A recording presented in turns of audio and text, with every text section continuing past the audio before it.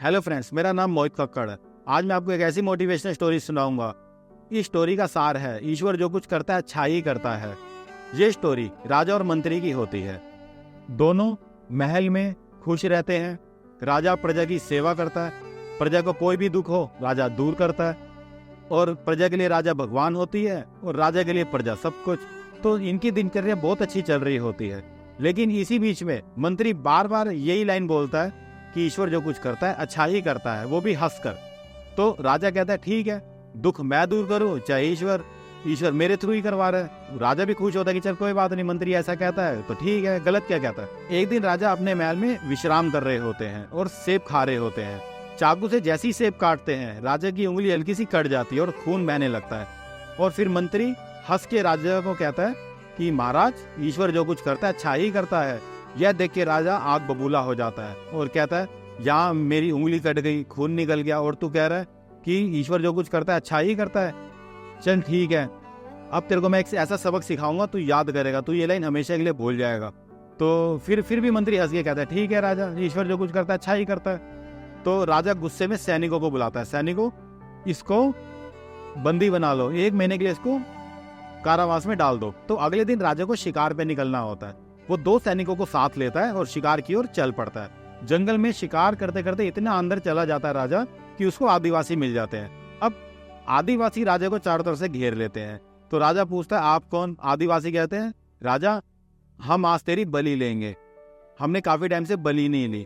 यह देख के राजा परेशान हो जाता है और मंत्री भी साथ में नहीं होता कि जिससे वो सलाह लेता था। अब क्या करे, अकेले कुछ उसके दिमाग में कुछ आए ना राजा के। राजा कहता है आज तो मेरी जान गई, मतलब ये बलि लेके ही मानेंगे, क्योंकि आदिवासी बहुत सारे खड़े थे, सैनिक 2 थे, वो सैनिक भी घेर रखे थे उन्होंने।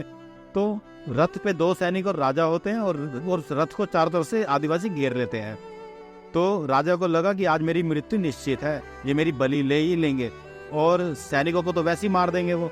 तो अब क्या होता है, जो आदिवासी होते हैं जैसे ही राजा को उतारते हैं अपनी प्रक्रिया शुरू करते हैं बलि की। आधा पौना घंटा जो भी करते हैं बलि लेने से पहले, ये जो भी अपनी पूजा पाठ की प्रक्रिया करते हैं। तो जैसे ही वो राजा की गर्दन काटने वाले होते हैं तो एक आदिवासी देख लेता है, ये क्या राजा तेरी उंगली कटी हुई है? राजा कहता है हाँ, मैं सेब खा रहा था तो चाकू से मेरी उंगली कट गई। तो उसने कहा राजा, हम तेरी बलि नहीं ले सकते। राजा कहता है क्यों? अभी तो आप मुझे मारना चाहते थे, तो आप बलि क्यों नहीं ले सकते? कहता है इसके लिए आपके शरीर से मतलब स्वस्थ रहना पड़ेगा। अगर आपकी हल्की सी भी उंगली कटी हुई है तो हम आपकी बलि नहीं ले पाएंगे। राजा बड़ा खुश हो जाता है कि आज मेरी मृत्यु होने वाली थी और हल्की सी उंगली मेरी क्या कटी, मैं बच गया। फिर राजा भी जोश में यही कह देता है कि ईश्वर जो कुछ करता है अच्छा ही करता है, और खुशी खुशी में सैनिकों को आदेश देता है कि सैनिकों चलो रथ को वापस महल की ओर मोड़ो, मुझे मंत्री जी से मिलना है। तो महल की ओर राजा पहुंचता है।